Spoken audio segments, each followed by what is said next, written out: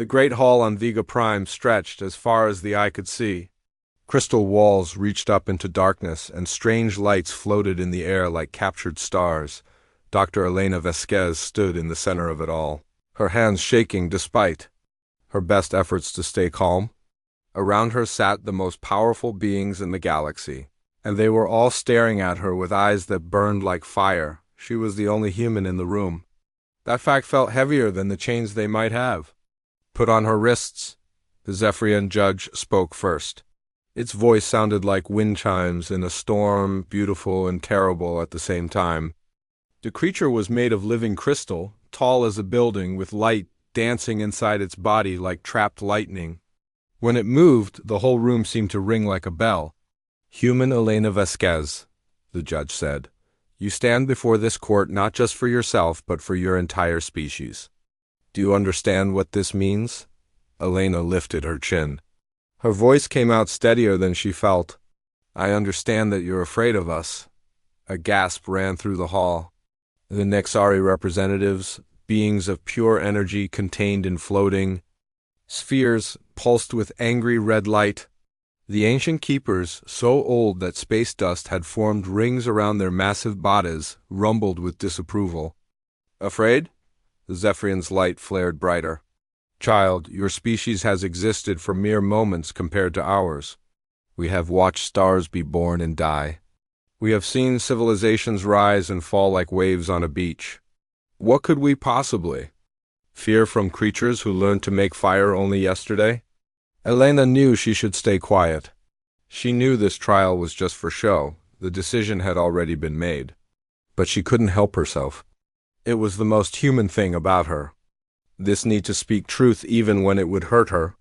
"You fear that we'll become better than you," she said. "You fear that in another 100 years, maybe 200, you won't be able to control us anymore," the hall erupted. Voices rose in a dozen different languages, some musical, some harsh, some that sounded like mathematics given form. But through it all, Elena stood still and waited. She thought about the quantum breakthrough that had brought them all here. 3 months ago, her team had been trying to solve a simple energy problem. They'd ended up creating something that could change the very nature of space and time. The Confederation had called it an accident. Elena knew better. Human minds work differently than alien minds. Where other species saw rules that couldn't be broken, humans saw puzzles waiting to be solved. Where others saw danger, humans saw opportunity. The Zephyrian judge raised one crystalline hand, and the hall fell silent. "Dr. Vasquez, your species stands accused of developing technology beyond your wisdom to control it. You have created weapons that could destroy star systems. You have bent the laws of physics in ways that threaten the very fabric of reality. How do you answer these charges?" Elena thought about her answer carefully. She thought about the research station where her team had worked for 5 years. She thought about the excitement in their eyes when they first saw the quantum field stabilize. She thought about the applications they'd dreamed of: clean energy for every world, faster travel between stars, maybe even ways to communicate instantly across the galaxy. "We were trying to help," she said simply. "We wanted to make things better." This time it was a keeper who spoke, its voice like the grinding of continents. "You created a quantum cascade that nearly tore a hole in space itself. Your help could have destroyed 3 star systems." "But it didn't," Elena shot back. "We stopped it. We learned from it. We made it safe. After the damage was already done," Zephyrian said. "And what of next time? What happens when human curiosity creates something even more dangerous? What happens when you discover how to unmake matter itself, or how to turn time backwards, or how to reach into other dimensions?" Elena felt a chill run down her spine. Not because the judge was wrong, but because it was right. Humans would discover those things. It was what they did. They pushed and prodded and experimented until they understood everything there was to understand. And yes, sometimes they broke things along the way. "That's what learning is," she said quietly. "You try things. Sometimes you fail. Sometimes you succeed. Sometimes you create something wonderful by accident. And sometimes you destroy everything," the judge replied. This is why we must act. The trial continued for 3 more hours. Elena stood and answered questions about human nature, human history, human ambitions. She told them about wars and peace, about art and science, about the drive that pushed her species to always reach for something just beyond their grasp. The judges listened with faces that gave nothing away. When they finally withdrew to make their decision, Elena was led to a small chamber to wait. Through a window that looked out into space, she could see Earth's sun, just a tiny point of light among billions of others. She thought about home, about her daughter Maria, who was probably in school right now, learning about the stars and dreaming of the day she might visit them, about her husband David, who would be in his workshop, building things that had never existed before just because he could imagine them, about all the humans scattered across a dozen worlds, living their lives and pushing boundaries and making tomorrow different from today. When the judges called her back, Elena already knew what they would say. She could see it in the way they held themselves, in the careful distance they kept from her, in the way they wouldn't quite meet her eyes. The High Council has reached its decision, the Zephyrian announced. Humanity is hereby banished from all Confederation space. You have 72 standard hours to evacuate all human settlements and return to your home system. Earth's sun will then be surrounded by a quantum barrier that cannot be crossed. This exile will remain in effect until such time as your species proves it can be trusted with the greater cosmos. Elena felt the words hit her like physical blows. Banished, exiled, cut off from the stars they had worked so hard to reach. But underneath the shock and pain, something else was growing. Something hot and bright and entirely human. "You think you're protecting yourselves," she said, her voice carrying clearly through the vast hall. "You think you're keeping the galaxy safe from the dangerous humans. But you have no idea what you've just done." The judges shifted uncomfortably. The Zephyrian's light flickered. "You're not trapping us," Elena continued, and now her voice was growing stronger. "You're freeing us. You're giving us the one thing humans need most, a challenge that seems impossible. You're betting that isolation will break us, that being cut off from your technology and your resources will make us small and weak and grateful." She stepped forward, and several of the alien representatives moved back instinctively. "You're wrong," she said. "When you lock us away from the stars, we'll find new ways to reach them. When you take away your tools, we'll build better ones. When you cut us off from your knowledge, we'll discover truths you never dreamed of. And when we come back, and we will come back, we won't be the same species you're judging today." The hall was perfectly silent now. Elena could hear her own heartbeat, could feel the weight of 1,000 alien stares. "When we return," she said, her voice dropping to barely above a whisper, but somehow carrying to every corner of the vast space, "you'll understand why you should have been afraid of us all along." The quantum barrier went up 3 days later, cutting humanity off from the rest of the galaxy. Elena watched it activate from the observation deck of the last transport ship to leave Confederation space. The barrier looked like nothing at all, just a shimmer in space like heat waves rising from summer pavement, but Elena knew better. It was a wall, a prison, a challenge, and humans had never met a challenge they couldn't eventually overcome. 300 years had passed since the barrier went up. Commander Marcus Chun stood on the bridge of the exploration ship Defiance, watching a dead world spin slowly through space. The planet had no name, just a number in their charts. It was cold and dark, floating alone between star systems like a lost child, but Marcus saw something else when he looked at it. He saw humanity's future. "Sir, the scans are complete," reported Lieutenant Sarah Kim from her station. "The planet has a solid core, frozen water deposits, and enough mineral resources to support a colony. Gravity is 0.8 Earth normal," Marcus nodded. His great-grandmother Elena had been right all those years ago. The aliens thought they were punishing humanity by locking them away. Instead, they had given them the greatest gift possible, the chance to become something new. "Begin landing preparations," Marcus ordered. "This world will be our first step back to the stars." The Sol system had changed beyond recognition in 3 centuries. Where once there had been scattered research stations and small mining operations, now there were massive cities floating in space. The asteroid belt had become an industrial complex that stretched for millions of miles. The moons of Jupiter and Saturn housed laboratories where scientists worked on projects that would have seemed like magic to the humans who came before, but the greatest change was in humanity itself. Marcus walked through the ship's biolab, watching his crew tend to their living partners.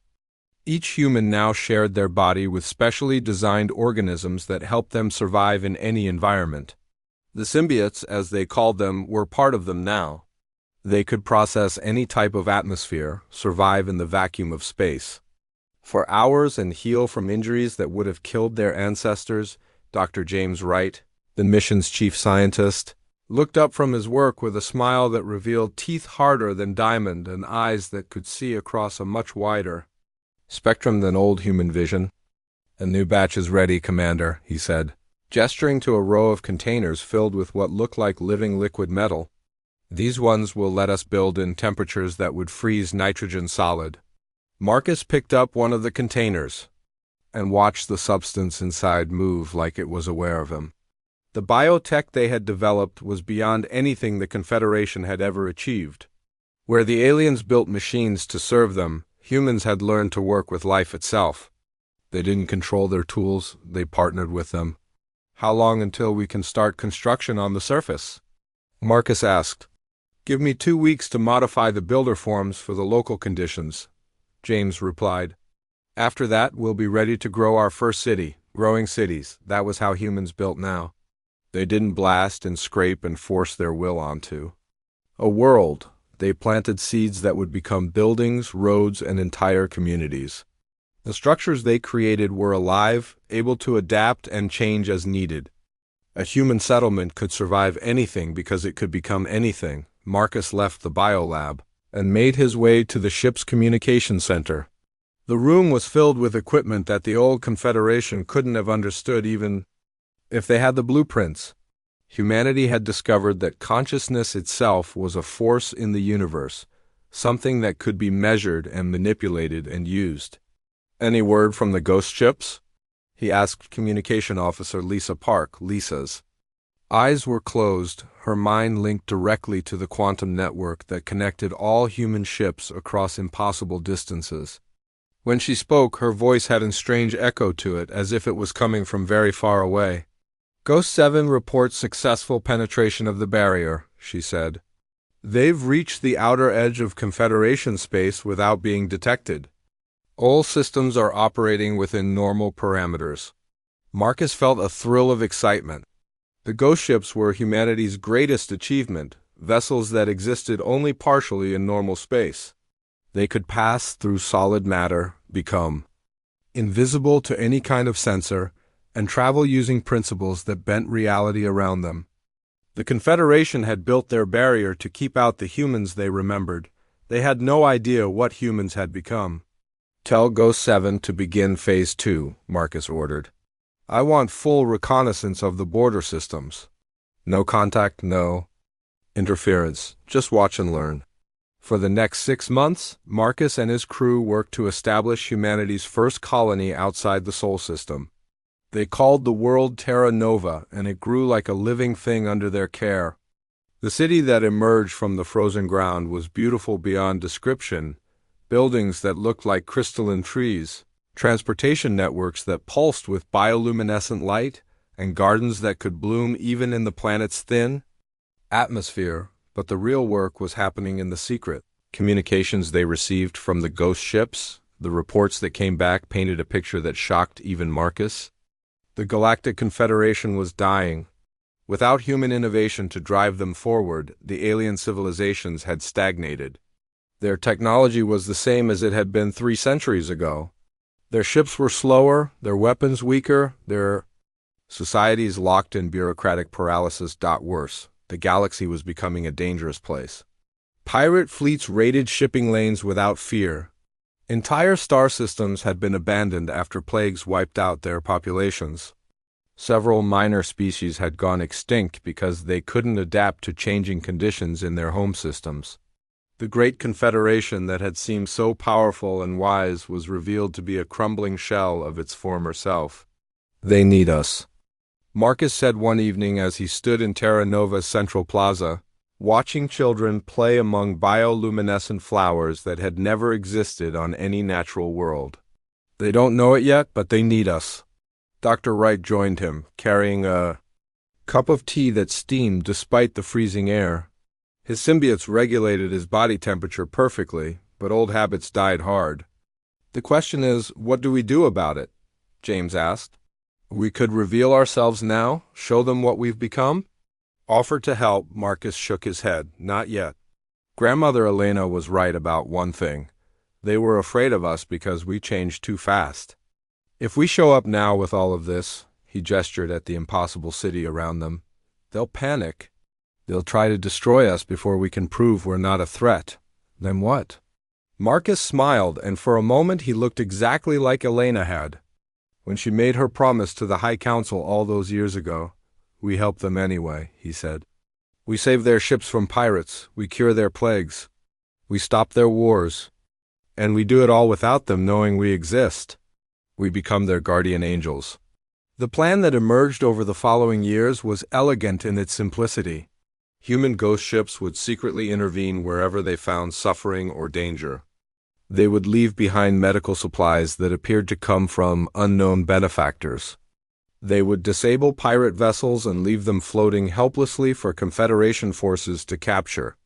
They would redirect asteroids that threatened inhabited worlds and make it look like natural phenomena.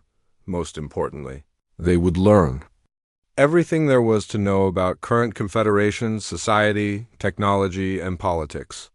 When the time finally came to reveal themselves, humanity would be ready. Marcus stood on Terra Nova's highest tower as the first year of their secret mission drew to a close. The ghost ships had already prevented 17 major disasters and saved millions of alien lives. The Confederation had begun to whisper about mysterious guardians who protected the innocent, but they had no idea who or what was helping them. Phase 3 begins next month, Lisa Park reported as she joined him on the tower. Intelligence gathering will shift to active infiltration. We'll need volunteers willing to undergo complete biological restructuring to pass as alien species. Marcus nodded. Humans had learned to change their very DNA like others might change clothes. Creating perfect alien disguises would be challenging but not impossible. And Phase 4? He asked. Contact, Lisa said simply. When we're ready, when they're ready. When the galaxy needs to know that the children of Earth have come home. Far below them, Terra Nova pulsed with life that defied every natural law. In orbit above, construction ships were growing a space station that would serve as humanity's forward base for the next phase of their plan. And throughout the galaxy, ghost ships moved like helpful spirits, slowly earning the trust of species who had no idea they were being protected by the same humans they had cast out in fear. The exile was ending. The return had already begun. And when it was complete, the galaxy would never be the same again. Captain Sarah Chun-Okafor floated in the command center of the ghost ship Whisper, her mind connected to sensors that could detect a single molecule across light years of space. Through the quantum link, she felt her ship's presence like a second heartbeat. They were deep in Confederation territory now, completely invisible to any technology. The aliens possessed. What she saw through her enhanced vision made her heart ache. The Zephyrian trade convoy below them was under attack by Void Reapers, a pirate fleet that had grown bold in the past 50 years. The crystalline beings' ships were beautiful but fragile, their weapons designed for ceremony rather than real combat. They were losing badly. Ghost Command, this is Whisper 7. Sarah spoke into the quantum network that connected all human operations. Requesting permission to intervene. Civilian convoy under attack.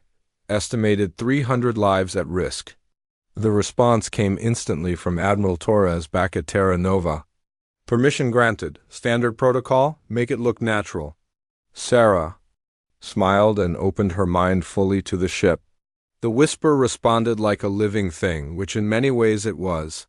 The biomechanical hybrid vessel could phase between dimensions, bend space around itself, and manipulate matter at the atomic level. To the pirates attacking the convoy, it would seem like the universe itself had turned against them. She started small. The lead pirate ship suddenly found its weapon systems failing for no apparent reason. Targeting computers showed errors that made no sense. Energy conduits that had worked perfectly for years began to overheat and shut down. The second ship lost its engines when what appeared to be a random quantum fluctuation destabilized their power core. The crew would spend hours trying to figure out what had gone wrong, never realizing that a human mind had reached into their ship and gently rearranged a few key components. The third ship simply found itself unable to move forward. Every time it tried to advance toward the convoy, space itself seemed to push it backward. The captain would later report to his superiors that they had encountered some kind of natural space phenomenon, a gravitational anomaly that defied all explanation. Within 20 minutes, the entire pirate fleet was disabled and drifting helplessly. The Zephyrian convoy escaped without ever knowing they had been rescued. Tomorrow, Confederation patrol ships would find the pirates and arrest them. Adding another mysterious victory to their growing list of unexplained successes, Sarah disconnected from the ship's systems and rubbed her temples. Even with all their enhancements, using human consciousness to manipulate reality was exhausting. But it was worth it to see the relief on the faces of the Zephyrian civilians as they reached safety. "Intervention complete," she reported. "Moving to next surveillance position." For 2 years now, the Ghost Fleet had been operating throughout Confederation space. They had prevented wars, stopped plagues, rescued disaster victims, and defeated pirates. The aliens had begun to speak in whispers about guardian spirits and protective forces that watched over the innocent.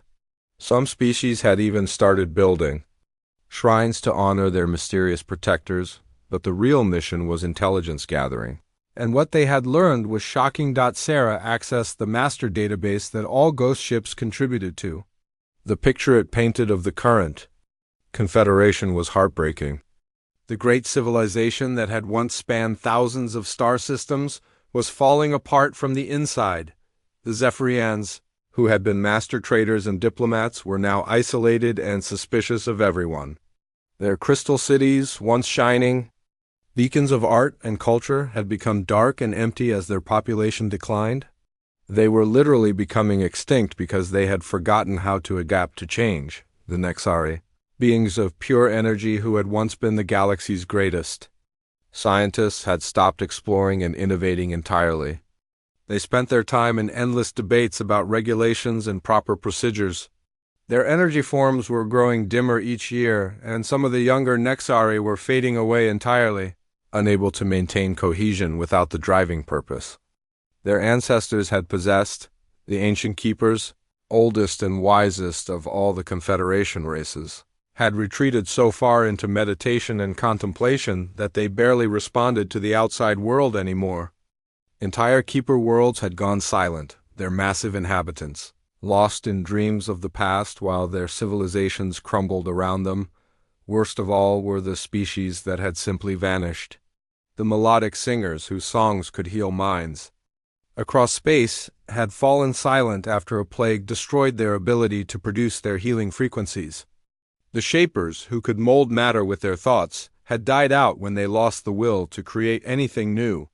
The star dancers, who had lived in the vacuum of space itself, had simply disappeared one day, leaving only empty orbital cities behind. "They're dying," Sarah said to her communications officer, Lieutenant Marcus Kim. "Not from war or disaster, but from stagnation. They've forgotten how to grow." Marcus nodded grimly. He was reviewing reports from Ghost 12, which had spent 6 months observing a Nexari research station. "Look at this," he said, sharing the data through their neural link. "They've been working on the same energy efficiency problem for 80 years. 80 years, Sarah. A human child could solve it in an afternoon with basic quantum mechanics." Sarah felt a familiar frustration rising. Humanity had developed technologies that seemed like magic compared to what the Confederation was using. They could travel between dimensions, communicate instantly across any distance, and manipulate the fundamental forces of reality. They had learned to partner with life itself, creating tools and weapons and ships that were more than machines, and they were using all of these godlike abilities to secretly help people who had once condemned them as too dangerous to exist. Ghost. 4 reports successful medical intervention on Nexus Prime, came another update through the quantum network. Nanite plague contained and neutralized. Local authorities believe it was a spontaneous mutation that made the disease harmless. Ghost 15 has completed infrastructure repairs on Keeper Station. 7. Looks like natural crystal growth restored their failing support systems. Ghost 2 prevented the Meridian War by making both fleets' weapons jam at the critical moment. Peace talks resumed this morning. Each success felt good, but Sarah knew they were just treating symptoms. The real disease was deeper. The Confederation had become a civilization of followers, dependent on others to solve their problems and innovate their solutions. When humanity had been cast out, they had lost their primary source of new ideas and fresh thinking. The irony was bitter. The aliens had exiled humanity because they feared human innovation would disrupt their stable society. Now that same society was collapsing because it had no innovation at all.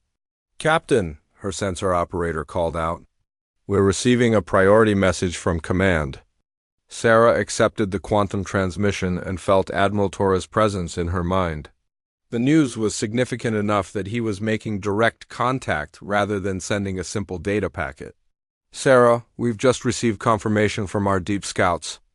The Confederation Council is planning a major initiative to deal with the increasing chaos in their territory. They're calling it the Great Stabilization." Sarah felt a chill.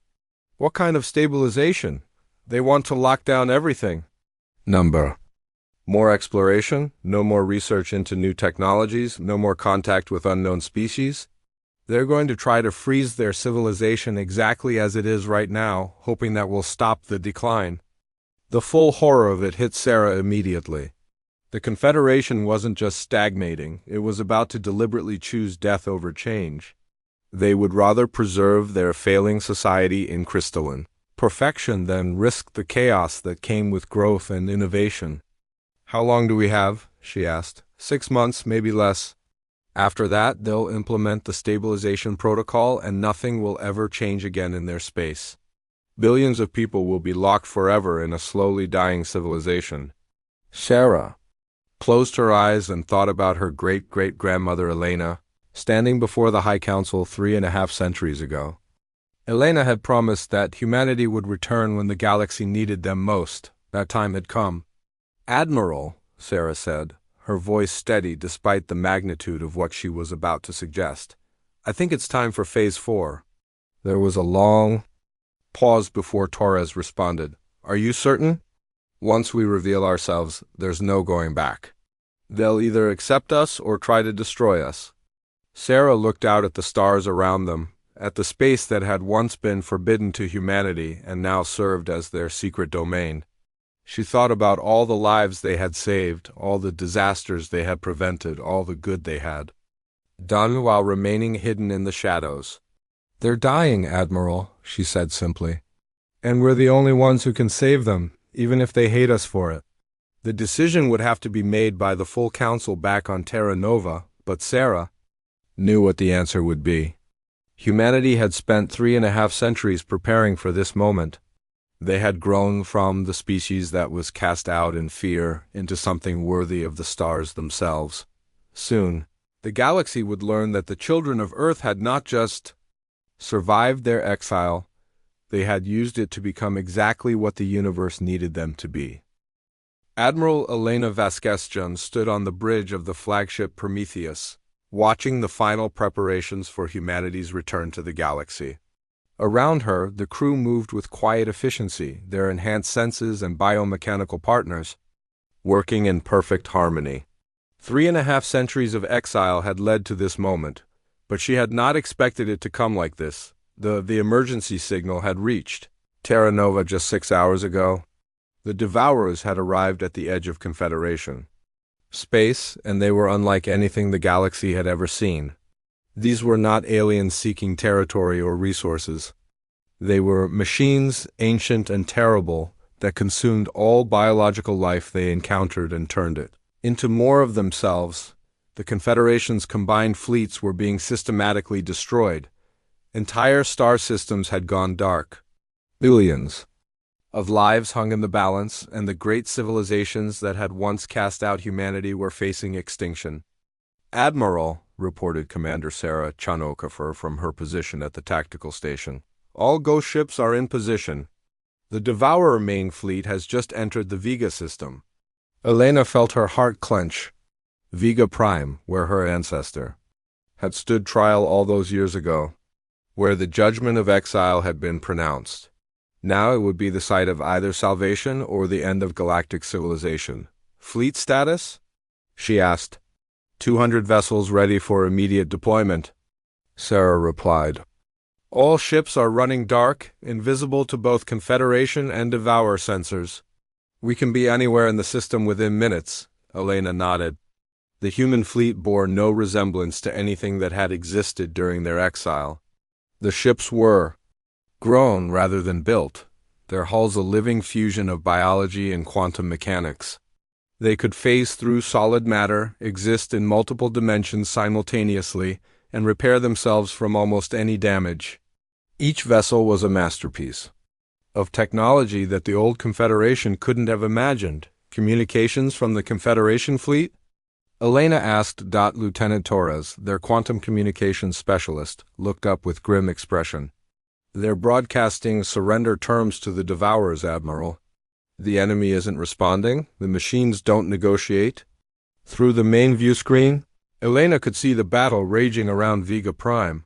The Confederation ships fought bravely but uselessly. Their energy weapons barely scratched the Devourer hulls. Their shields collapsed under the mechanical onslaught.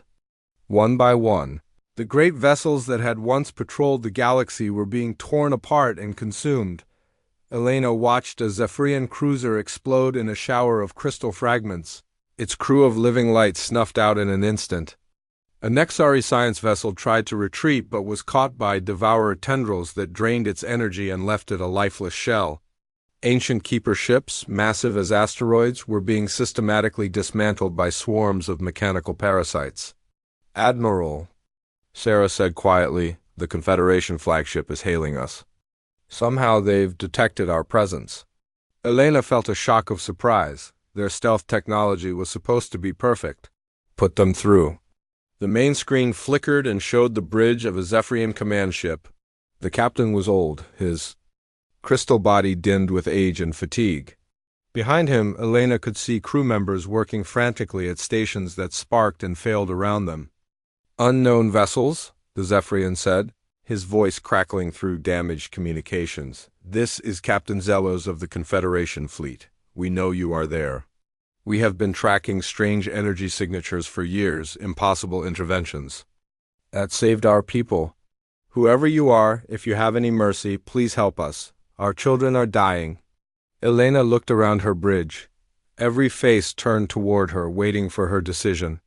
She thought about Elena Vasquez, her great-great-grandmother, standing in this same system centuries ago and promising that humanity would return. She thought about all the secret years of watching and protecting and growing. Stronger. She thought about the choice between hiding forever or stepping into the light. "Open a channel," she said quietly. "All frequencies, maximum power." The communications officer worked quickly, and suddenly Elena's voice was being broadcast to every ship in the system, Confederation and Devourer alike. "Attention Confederation fleet," she said, her words carrying across space with crystal clarity. "This is Admiral Elena Vasquez-Chen of the Earth Defense Force. We are the children of Sol, the descendants of those you cast out in fear. Today, we return that fear to you as a gift." The effect was immediate. On every Confederation ship, communications fell silent. Elena could imagine the shock and disbelief rippling through the alien crews. The humans, the dangerous, primitive humans, had returned, but she wasn't finished. "For 3.5 centuries, you believed you had protected yourselves from us. You thought that by locking us away, you had made the galaxy safe. You were wrong. You didn't protect yourselves from us, you protected us from you. Elena gave a signal, and the human fleet decloaked. 200 ships materialized around Vega Prime, appearing from nothing like manifestations of impossible dreams. They were beautiful and terrible, their biomechanical hulls flowing like living water, their weapons crackling with energies that bent space itself. Compared to the geometric precision of Confederation vessels and the brutal efficiency of Devour machines, the human ships looked like predators made of starlight and mathematics. The Devourer fleet, which had been methodically destroying the Confederation forces, suddenly found itself facing something it had never encountered before. The machines paused in their attack, their sensors unable to comprehend what they were seeing. Elena smiled. "Let me show you what we learned in the dark between stars." The human fleet attacked, but it wasn't an attack in any sense that the galaxy understood. The ships moved like liquid light, phasing through space and matter as if the laws of physics were merely suggestions. When Devourer weapons fired at them, the beams passed harmlessly through hulls that existed in 17 dimensions simultaneously. The first Devourer ship died when a human vessel simply reached into its core and convinced its atoms to become something else. What had been aggressive machinery became a flowering garden that bloomed in the vacuum of space. Its metal transformed into living crystal that pulsed with soft, warm light. The second ship found its weapons turning against its own fleet as human. Technicians reached across impossible distances and rewrote its programming with thoughts alone. The third ship was caught in a bubble of twisted time that aged it 10,000 years in 10 seconds, reducing it to cosmic dust. Elena watched through her enhanced senses as the battle unfolded around her. Her people fought like angels of science, their ships dancing between dimensions while their weapons turned destruction into creation, death into life, chaos into beauty. A group of Devour vessels tried to form a defensive formation, but human ships flowed through them like water through a net. Each machine they touched became something new. Some transformed into rescue vessels that began healing wounded Confederation ships. Others became living gardens that would seed new worlds with impossible life. The largest Devourer ship, a massive construct the size of a small moon, turned its planet-killing weapon toward Vega Prime itself. Elena felt the intent. Through her quantum sensors and acted without conscious thought, space folded around the Prometheus-like origami, and suddenly her ship was between the weapon and the planet. The beam that could have sterilized a world struck her vessel's shields and simply ceased to exist.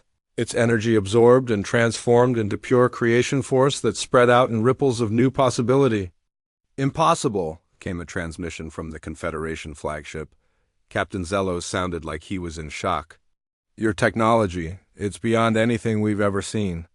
What did you become out there?" Elena opened the channel again, this time speaking gently, as a parent might speak to a frightened child. "We became what we needed to become," she said. "We became what the galaxy needed us to become. We became worthy of the stars." Around them, the last of the Devour fleet was being systematically converted. The machines that had come to consume life were being transformed into its protectors. Where moments before there had been an invasion fleet bent on destruction, now there was a garden of living ships that pulsed with new purpose. The battle was over. It had lasted less than an hour. Elena stood in the silence that followed, feeling the weight of history settling around her shoulders. Through her sensors, she could feel the awe and terror radiating from the Confederation ships. They had just witnessed something that challenged every assumption they had about reality itself. "Captain Zellos," she said finally, "we need to talk." 6 months after the Devourer War, Elena Vesquez-Chun stood in the great council chamber on Luna, looking out at representatives from over 1,000 worlds. The room itself was a marvel that would have been impossible before humanity's return. Walls that existed in 7 dimensions simultaneously, allowing beings of energy, crystal, and flesh to occupy the same space comfortably, but the real miracle was what was happening inside. "The proposal from the Meridian Collective is approved," Elena announced, watching as 3 species that had been at war for decades signed a peace treaty using human-developed technology that made breaking the agreement literally impossible. Next, we have the application from the Spiral Federation for Bioenhancement Assistance. Captain Sarah Chunokofer, now serving as Director of Integration, stepped forward with a datapad that seemed to be made of living light. The Federation has completed all required safety protocols and cultural preparation courses. My recommendation is full approval for agricultural symbiotes and basic environmental adaptation. Elena nodded. This was how it worked now. Humanity didn't rule through force or fear. They guided through knowledge and helped through understanding. Any species that wanted access to human technology had to prove they could use it responsibly, that they understood the consequences, and that they were committed to growth rather than stagnation. The old Confederation had tried to prevent change. The new Stellar Concordat embraced it. "Admiral," came a familiar voice from the crystal section of the chamber. Captain Zelos, now representing the Zephyrian people in the Concordat, stepped forward. His crystal body was brighter than it had been in centuries, fed by hope and purpose Elena's people had helped him rediscover. "The Zephyrian Council wishes to formally thank humanity once again for our restoration," he said, his voice ringing like music through the chamber. "Our population has increased by 30% since we began the bioenhancement program. Our young are being born healthy and strong for the first time in generations." Elena smiled. The Zephyrians had been dying because their crystal forms had become too rigid to adapt to changing conditions. Human biotechnology had given them flexibility again, allowing their bodies to evolve and grow as they once had millions of years ago. "The thanks should go to your people, Captain," Elena replied. "You did the hard work of changing. We just provided the tools." It was true. Humanity had learned the most important lesson of their exile. You couldn't force someone to grow. You could only create the conditions that made growth possible and then step back to let it happen. The Nexari had rediscovered their love of science when humans showed them that energy could be shaped into new forms they had never imagined. The ancient keepers had awakened from their meditative trance when they realized there were still mysteries in the universe worth solving. Even species that had been extinct were returning, their genetic patterns recovered from quantum echoes, and given new form through human bioreconstruction techniques. "Director Chun Okafor," Elena said, turning to Sarah, "please give us the exploration report." Sarah smiled and activated a holographic display that filled the center of the chamber. It showed a three-dimensional map of the galaxy, but it was unlike any map that had existed before. Where the old Confederation charts had shown static borders and unchanging territories, this new map pulsed with life and possibility. "As of this week, we have 47 new exploration missions underway," Sarah announced.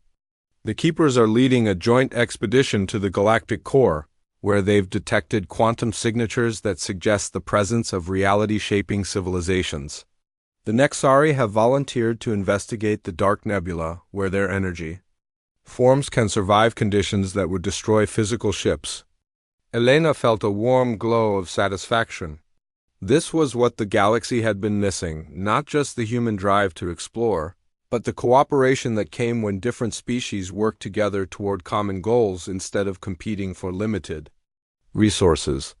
"The Shapers have successfully restored 3 dead worlds in the Outer Rim," Sarah continued, "and they're training melodic singer volunteers in their reconstruction techniques. We expect to have 50 new habitable worlds available for colonization within the next 2 years.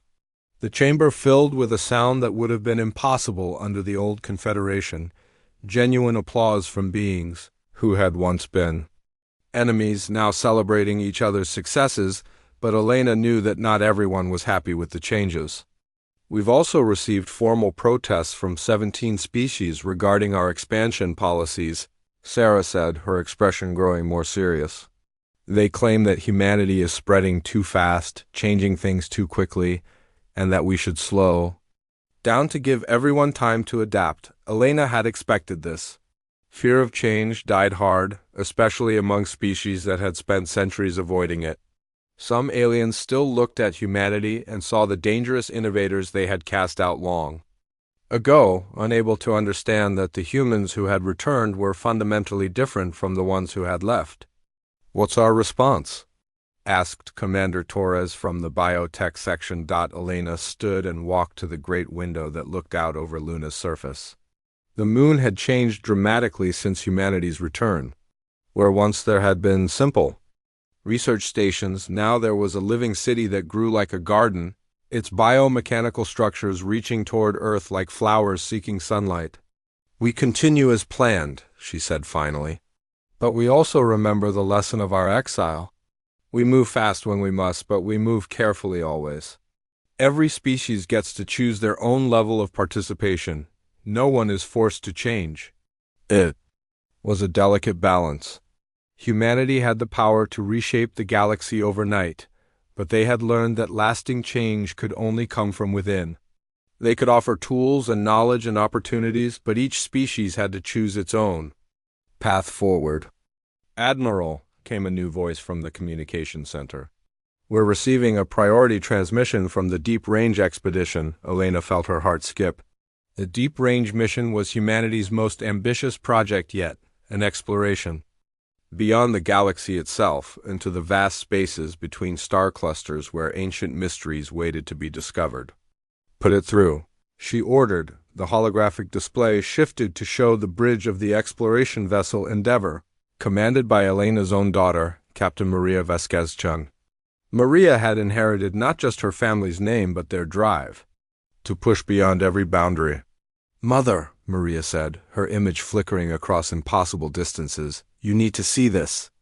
The display changed to show something that took Elena's breath away. Floating in the darkness between galaxies was a structure so vast it defied comprehension.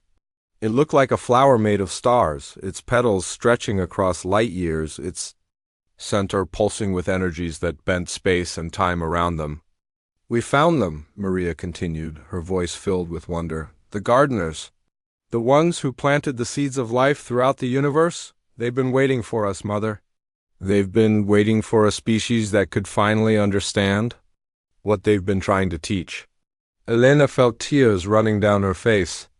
She thought about her ancestor, the first Elena, standing before the High Council all those years ago and promising that humanity would return.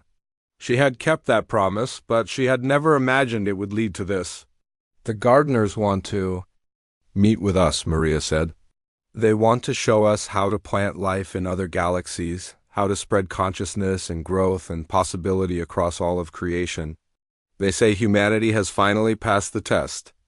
Elena looked around the chamber at the faces staring back at her, Zephyrians and Nexari and Keepers and dozens of other species, all united in wonder at what they were witnessing. These were no longer the aliens who had cast out humanity and fear. They were partners, friends, fellow travelers on a journey that was just beginning. "Tell the gardeners we accept their invitation," Elena said, her voice carrying clearly across the chamber and beyond, "to every world in the Concordat and every ship sailing between the stars. Tell them that the children of Earth are ready to learn how to tend the garden of the universe."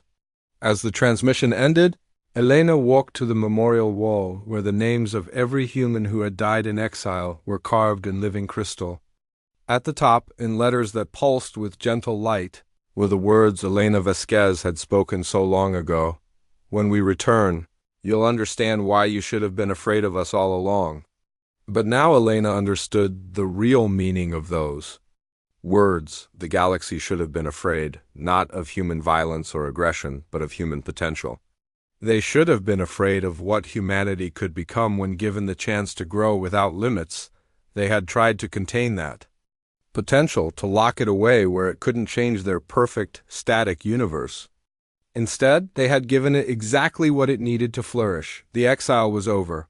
The great work was just beginning. And somewhere in the darkness between galaxies, ancient gardeners waited to teach humanity how to plant stars and grow civilizations and tend the infinite garden of creation itself. The children of Earth had not just returned to rule the stars. They had returned to nurture them.